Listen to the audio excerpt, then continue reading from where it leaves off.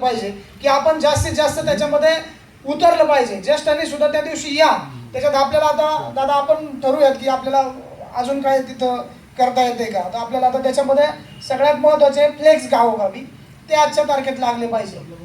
दुसरी गोष्ट आहे, जे काय मॅटर आपण फ्लेक्सचा तयार करतोय, जो मजकूर तयार करतोय तो जास्तीत जास्त व्हॉट्सअप ग्रुपपर्यंत गेला पाहिजे आणि जबाबदारी घेतली पाहिजे प्रत्येकाने. समजा मी एक 100-200 फोन केले पाहिजे, सुरेशदादा तुम्ही 5-100 फोन केले पाहिजे, गणेशराव तुम्ही आहेत, जयसिंगराव, मोहनदादा, स्वपनदादा, सोमनाथ शेठ, आपण सगळ्यांनी, दिगंबरराव तुम्ही व्हॉट्सअपवर फार प्रचंड बोलतायत पण ते आपल्या परिसरातल्या ग्रुपवर जास्तीत जास्त पाठवा आणि त्याच्याने काय होणार आहे की आपल्याकडे लोक जास्त येतील आणि आपण ते सक्सेस करू शकू.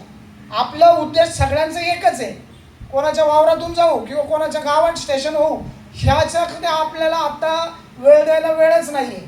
आणि सगळ्यात महत्त्वाचं आहे, GMRTचा कुठल्याही प्रकारची अडचण त्या प्रोजेक्टला नाही आहे. तो प्रोजेक्ट फक्त आणि फक्त आदरणीय विखे साहेबांच्या स्वतःच्या स्वार्थासाठी त्यांनी तो नाशिकवरून अहिल्यानगरला नेलेला आहे. त्यांच्या त्या घाटामध्ये आता हे सगळ्या गोष्टी बोलायच्या नाही, ते बोलायच्या वेळेला बोलू. तिथं प्रचंड मोठ्या प्रमाणात शैक्षणिक संकुलं आहेत, त्यांना त्यांची कनेक्टिव्हिटी अहिल्यानगर पुन्हा अशी वाढवायची आहे.